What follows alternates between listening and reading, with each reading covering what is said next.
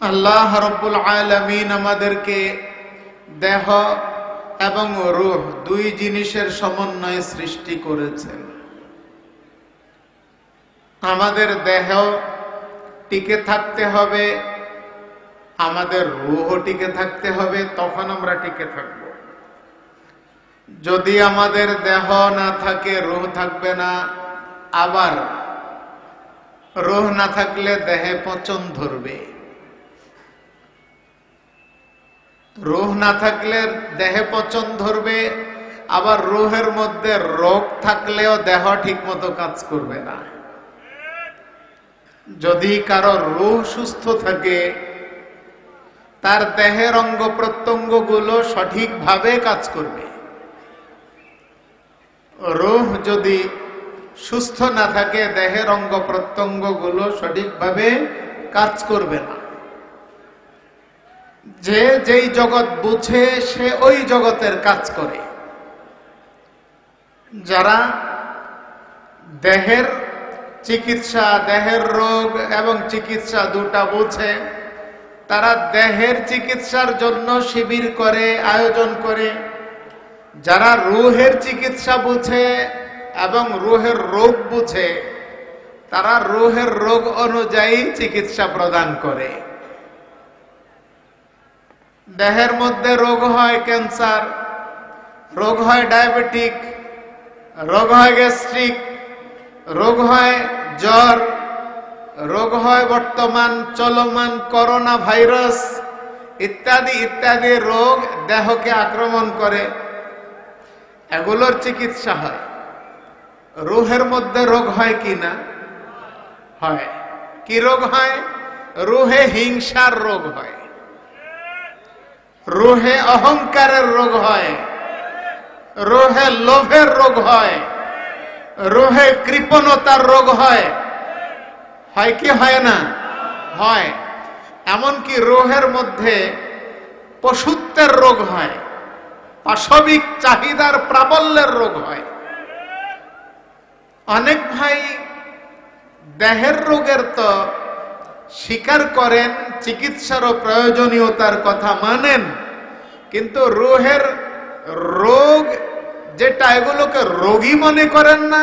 রোগ যেহেতু মনে করেন না, এর চিকিৎসার কথাও অনুভব করেন না। রোগ, আমার ভিতরে রোগ আছে, এই কথাটা বুঝতে পারা, এটা আল্লাহ রাব্বুল আলামিনের মেহেরবানি। হযরত শাহ আশরাফ আলী থানভী রহমতুল্লাহ আলাইহি বলেছেন, ইহসাসে গুনাহ ভি ইহসানে আযীম হে। নিজের ভিতরে খারাপই আছে,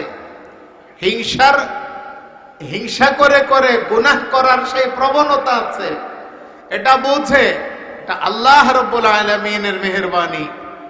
অহংকার করে করে গুনাহ করার প্রবণতা আছে, এটা বুঝে, আল্লাহ রাব্বুল আলামিনের মেহেরবানি। এভাবে আরো আরো যেই রুহানি রোগ আছে, যেমনি ভাবে দেহের মধ্যে যদি রোগ হয়, যদি বুঝতে পারে, চিকিৎসা করতে পারে, চিকিৎসা করলে সুস্থতা অর্জন করতে পারে। একজন মানুষকে ডায়াবেটিক পেয়েছে, 1 বছর 2 বছর 3 বছর, তার খবর নেই, সে বুঝে না, সে দিন দিন শুকিয়ে যাচ্ছে। ডায়াবেটিকের দিকে তার দৃষ্টি যায় না, তার ক্ষত শুকায় না, ডায়াবেটিকের প্রতি তার দৃষ্টি যায় না। ঘন ঘন পেশাব, ডায়াবেটিকের প্রতি তার দৃষ্টি যায় না। দিন দিন দুর্বলতা অনুভব করে, ওই দিকে তার দৃষ্টি যায় না। হঠাৎ করে তার কিডনি বিকল হয়ে গেল, হঠাৎ করে তার ব্রেন স্ট্রোক হয়ে গেল, হঠাৎ করে সে পক্ষাঘাতগ্রস্ত হয়ে গেল, পঙ্গু হয়ে গেল, হাঁটতে পারে না, ব্রেন স্ট্রোক হয়ে গেল, হার্ট অ্যাটাক হয়ে গেল। ডায়াবেটিকের কারণে এই রোগগুলো হয় কিনা? এই সমস্যাগুলো হয়। তো সে যদি প্রথমে যখন ডায়াবেটিকের সিমটম তার মধ্যে, আলামত তার মধ্যে দৃশ্যমান হতে শুরু করলো, সে যদি অনুভব করতে চেষ্টা করত, সে ডায়াবেটিক সেন্টারে যেত, ডাক্তারের শরণাপন্ন হতো, ডাক্তার তাকে চিকিৎসা দিত। সে চিকিৎসা সঠিক নিয়মে প্রয়োগ করে, ঔষধ প্রয়োগ করে সে সুস্থতা লাভ করার আশা করতে পারত, কিন্তু সেটা বুঝে নাই। অথবা কেউ বুঝাইতে গেলেও সে বলেছে আরে দূর, ও বাদ দাও, ডায়াবেটিক হাসপাতালে গেলে আমি বাঁচতে টেস্তে পারবো না। ডায়াবেটিক রোগী চিনি বাঁচতে হয়, ভাত খাওয়ার সময় একটু হিসাব করে খেতে হয়, দৈনন্দিন হাঁটতে হয় নিয়মিত, আমার পক্ষে এগুলো সম্ভব না। এই কথা বলে যদি সে পাত্তা দেয় না, তো এক পর্যায়ে তার যেই পরিমাণ ক্ষতি হবে, এই ক্ষতি কি সে পোষাইতে পারবে? পোষাইতে পারবে না। তদ্রূপ দিলের মধ্যে একটা রোগ, সে বুঝে না। একজন বলল ভাই হিংসা করিস না, এটা তোর রোগ। সে বলে যে না, এটা হিংসা না। একজন তাকে বলল যে তুই এত আমিত্ব দেখাস কেন? কি আমিত্ব দেখাস কেন? নিজেকে বড় বলে প্রকাশ করতে চাস কেন? এটাকে কি বলে? কি বলে? অহংকার। হযরত মাওলানা মুফতি সৈয়দ রেজাউল করিম সাহেব দামাত বারাকাতুহুম একবার জহিরিয়া মসজিদে জুমা পূর্ব বয়ান করেছিলেন। তিনি বলেছেন, বড় সুন্দর একটা শব্দ বলেছেন, অহংকার কি? হুজুর বলেন অহংকার হচ্ছে আমি বড়। প্রত্যেকে কি মনে করা? আমি বড়। যে মনে করবে আমি বড়, তার ভিতরে কি আছে? অহংকারের মহামারী আছে। আমি বড়, একজন আমিত্ব দেখায়। আপনি তাকে বলে দিলেন এই তোমার এই আমিত্বের চিকিৎসা করা দরকার, এই আমিত্বের চিকিৎসার জন্য হাক্কানি উলামায়ে কেরামের শরণাপন্ন হওয়া দরকার। সেটা বুঝে না, সেটা মানতে রাজি নাই। সে বলে না, এটা অহংকার না, আমি তো বাস্তবতার কথাই বলি। সে বলবে কি, আরে এটা তো বাস্তব, আমি তো বাস্তব কথাটা বলি। কি বাস্তব কথা? তোমার ভিতরে অহংকার, এটা বাস্তব। এজন্যই তুমি মনে করো যে তুমি বড়, এটা বাস্তব। আসলে আমি বড়। সর্বপ্রথম কে বলেছে এই কথা জানেন? শয়তান। কে বলেছে? শয়তান। সে বলেছে আমি বড়, আমি ভালো। আল্লাহ রাব্বুল আলামিন বলেন ইস্তাকবারা আবা ওয়াস্তাকবারা ওয়া কানা মিনাল কাফিরিন। আল্লাহর নির্দেশ অমান্য করেছে, অহংকার করেছে। আল্লাহর নির্দেশ অমান্য করলে কাফের হয়, আর অহংকার করলে অহংকারও তাকে কুফরির দিকে নিয়ে যায়। যে মনে করে আমি বড়, আমি বড়, তারে আমি বড়ত্ব তাকে এক সময় বেঈমানির দিকে নিয়ে যেতে পারে। এজন্য এটার চিকিৎসা করানোর দরকার আছে। এখন ধরেন আপনি বলতে পারেন যে আমার তো বুঝে আসে না আমার যে রোগ আছে, তো কি করব? কি করব? কিছু সচেতন নাগরিক আছে, স্বাস্থ্য সচেতন যারা হয়, তারা কিছুদিন পর পর, 6 মাস পর, 1 বছর পর নিয়ম মাফিক চেক আপ করা, ওটাকে রুটিন চেক আপ বলে। Routine check up. যারা স্বাস্থ্য সচেতন তারা কি করে? ডাক্তারের কাছে যায় 6 মাস পরে, 1 বছর পরে, ডাক্তার সাহেব আমার কি কি পরীক্ষা নিরীক্ষা দরকার আছে, একটু পরীক্ষাগুলো করে আমাকে একটু পরীক্ষাগুলো করে আমার কিছু সমস্যা আছে কিনা আপনি এটা চিহ্নিত করে দেন, এটা আপনি নিরূপণ করে দেন। ডাক্তার সাহেব দেখেন, দেখার পরে ডাক্তার সাহেব চিহ্নিত করে দিলে তখন সে চিকিৎসা করতে পারে। এরকম যে ঈমানের রোগের বিষয়, তার ঈমান টিকানোর জন্য মনের মধ্যে তাড়না আছে, ঈমান টিকানোর সে গরজ বোধ করে, সে যাবে ডাক্তারের কাছে। কোন ডাক্তার?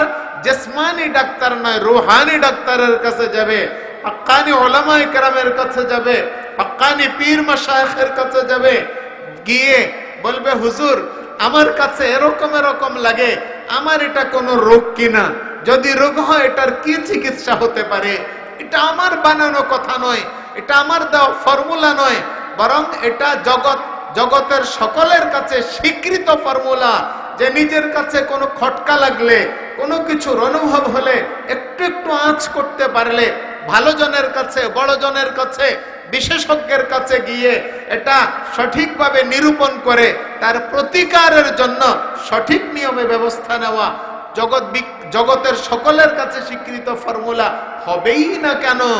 রাসূলুল্লাহ সাল্লাল্লাহু আলাইহি ওয়াসাল্লামের যুগে সাহাবায়ে কেরামের তো এই সিস্টেম ছিল, এই সিস্টেম ছিল। এক যুবক রাসূলুল্লাহ সাল্লাল্লাহু আলাইহি ওয়াসাল্লামের কাছে গিয়ে বলে, ইয়া রাসূলুল্লাহ আমার মন চায় জিনা করব। নাউযুবিল্লাহ। জিনা করতে মন চায়। এই যুগের কোন মানুষের মনে এই অপকর্ম করতে চায় না মনে হয়? চায়নি না? চায় শুধু শুধু কি চায় নাকি আরো বেশি কিছু? আরো বেশি কিছু।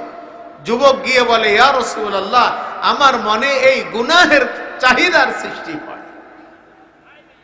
যুবক বুঝতে পেরেছে এটা একটা রোগ, এবং যুবক এটা বিশ্বাস করেছে রাসূলুল্লাহ সাল্লাল্লাহু আলাইহি ওয়াসাল্লাম রোগের সবচাইতে বড় চিকিৎসক, রুহানি রোগের সবচাইতে বড় চিকিৎসক করে আল্লাহ রাব্বুল আলামিন রাসূল আরবি সাল্লাল্লাহু আলাইহি ওয়াসাল্লামকে পাঠিয়েছেন।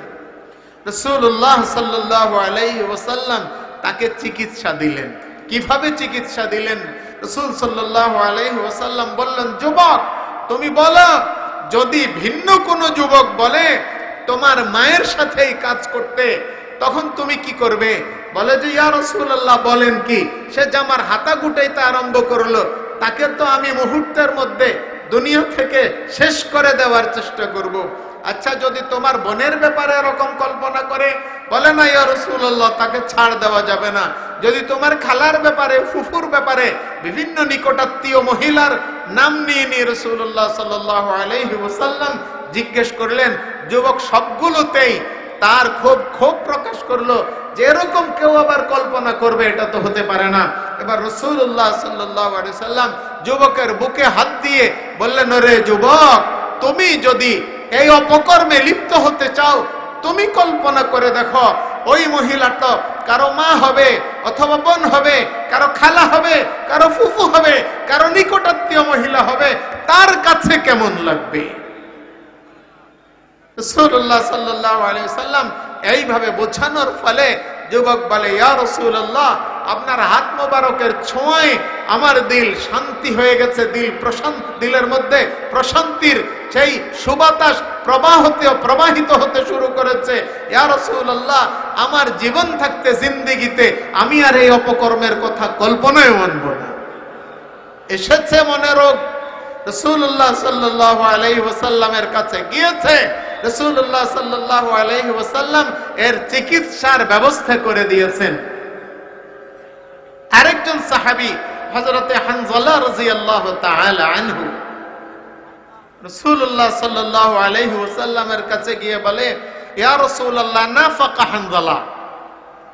ইয়া রাসূলুল্লাহ, আপনার হানজালা তো মুনাফিক হয়ে গেছে। রাসূল সাল্লাল্লাহু আলাইহি ওয়াসাল্লাম বলেন, কাইফা নাফাকতা ইয়া হানজালা? হানজালা মুনাফিক কেমনে হলে তুমি বলো? বলে যে, ইয়া রাসূলুল্লাহ, যখন আপনার দরবারে আসি, আপনার দরবারে বসি, আপনার পবিত্র মুখ নিঃসৃত সেই জান্নাতি পরিবেশের কথাগুলো শুনি, তখন যেন একেবারে আল্লাহকে দিলে দিলে অনুভব করি, গুনাহের প্রতি সম্পূর্ণ ঘৃণা জাগ্রত হয়, দুনিয়ার প্রতি ঘৃণা, দুনিয়ার প্রতি আসক্তি সম্পূর্ণরূপে দূর হয়ে যায়, ঘৃণা এসে যায় দুনিয়ার প্রতি। দুনিয়ার মায়া মমতার দিলের মধ্যে থাকে না, শুধু জান্নাতের কথা, শুধু আল্লাহর কথা, শুধু রাসূলের কথা, শুধু দ্বীনের কথা দিলের মধ্যে বিরাজ করতে থাকে। কিন্তু ইয়া রাসূলুল্লাহ, যখন ঘরে যাই, বিবিকে দেখলে বিবির প্রতি মনের সেই ঝোঁক সৃষ্টি হয়, ছোট বাচ্চাকে দেখলে কোলে নিতে মন চায়, কোলে নেই, আদর করে চুমু খাই, তাদেরকে আদর করি। আমার যখন বাগানে যাই, বাগানের প্রতি আকর্ষণ সৃষ্টি হয়, বাড়ির প্রতি আকর্ষণ সৃষ্টি হয়।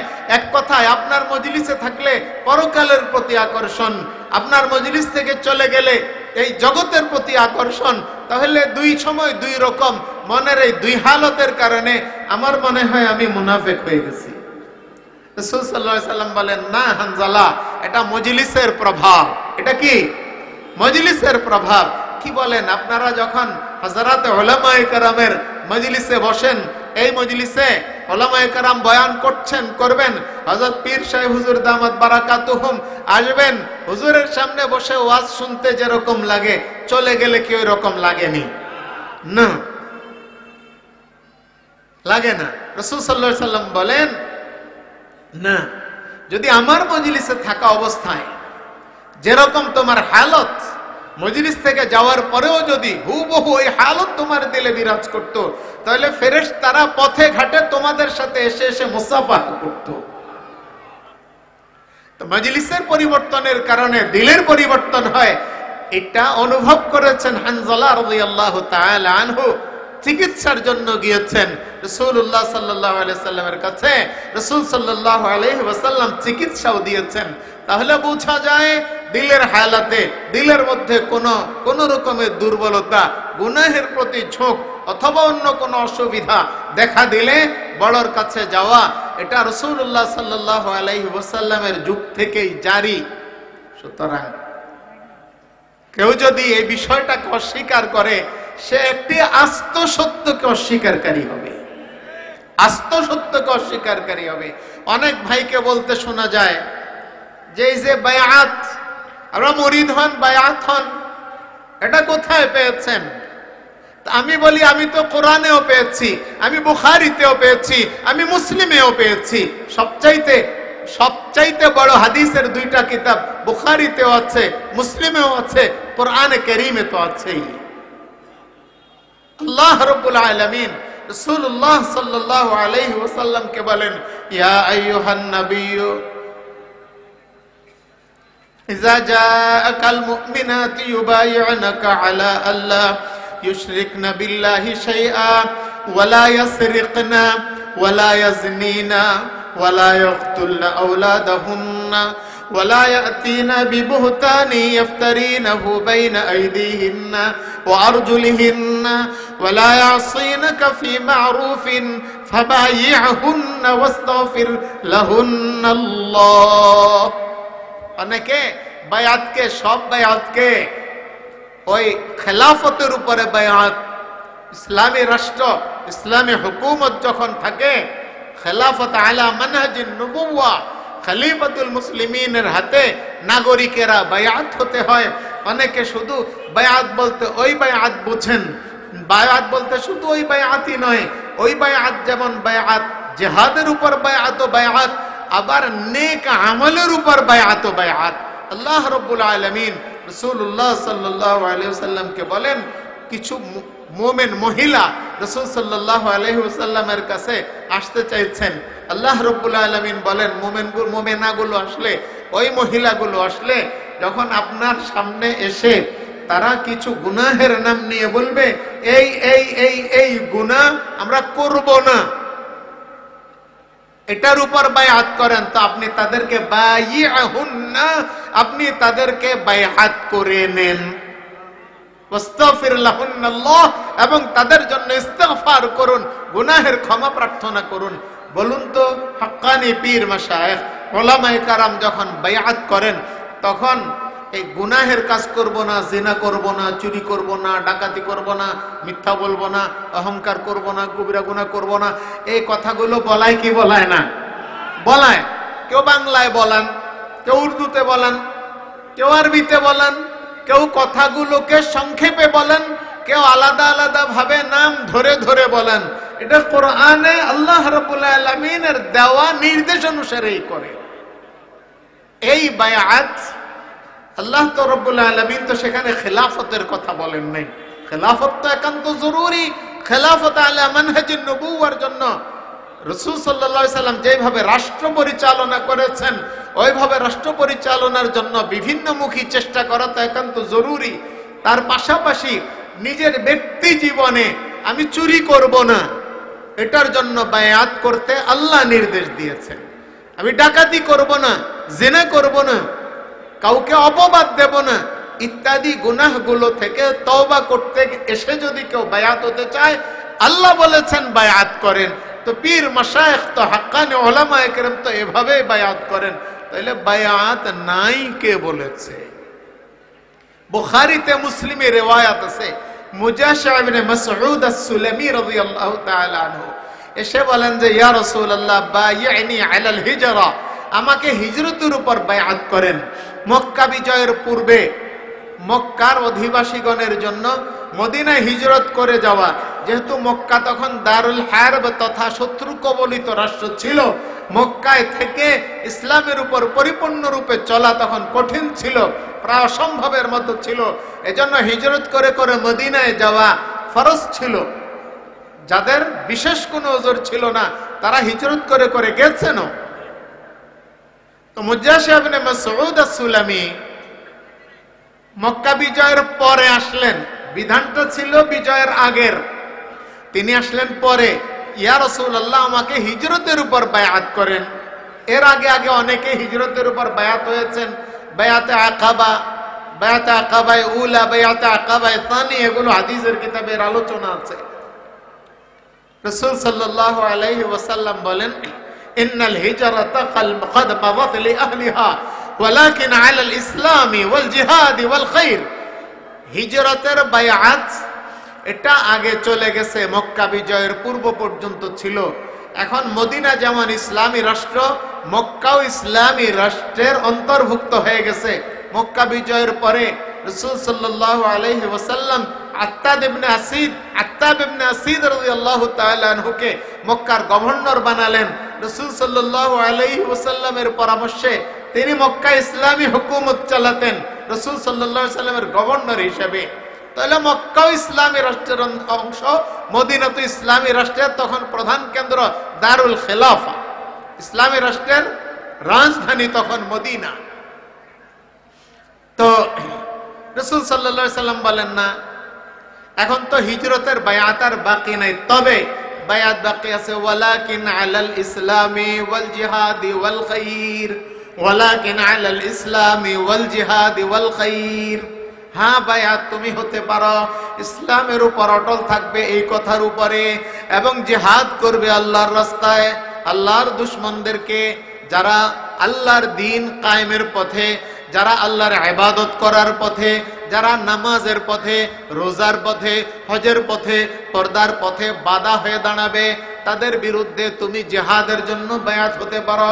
ওয়াল খায়রি, এবং যাবতীয় কল্যাণকর এবং যাবতীয় নেক কাজ করবে এই কথার উপর বায়াত হতে পারো। তাহলে নেক কাজের উপর বায়াত, পীর সাহেব হুজুর যে বায়াত করেন, নেক কাজের উপর বায়াত করেন কিনা? যদি নেক কাজের উপর বায়াত করেন, তাহলে তো এটা বুখারীর সেই বায়াত, তাহলে তো এটা মুসলিমের সেই বায়াত, তাহলে তো এটা সূরা মুমতাহিনার মধ্যে উল্লেখিত আল্লাহ রাব্বুল আলামিনের পক্ষ থেকে নির্দেশ দেওয়া সেই বায়াতের উপরই আমল। সুতরাং আপনি আমি নিজের দিলকে সংশোধন করার জন্য, নিজেকে নিজে নেকের উপর চালানোর জন্য আমাদের হাক্কানি পীর মাশায়েখ ওলামায়ে কেরামের কাছে গিয়ে তাদের দরবারে বসে বায়াত হব এবং নিয়মিত সবক আদায় করব, যোগাযোগ রাখব। বায়াত হইলাম, আপনি একবার ডায়াবেটিস হাসপাতালে গিয়ে ডাক্তার সাথে সাক্ষাৎ করে আপনি ডায়াবেটিসের গাইড বই একটা আপনার নাম লিখিয়ে নিয়ে আসলেন, কোনোদিন ঔষধও খেলেন না, আর কোনোদিন ডাক্তারের কাছে গেলেনও না, ফায়দা হবে? ফায়দা হবে না। আপনি একদিন বায়াত হলেন, আর আপনার শায়েখের সাথে, আপনার পীরের সাথে, মুরব্বির সাথে কোনোদিন যোগাযোগ করলেন না, সবকও আদায় করলেন না, আপনার বায়াত নামের বায়াত, ওই চিকিৎসায় যেরকম, ওই ডাক্তারের সাক্ষাতে যেরকম আপনার রোগ মুক্তি হবে না, এই ডাক্তারের সাক্ষাতে আপনার রুহানি রোগের মুক্তি হবে না।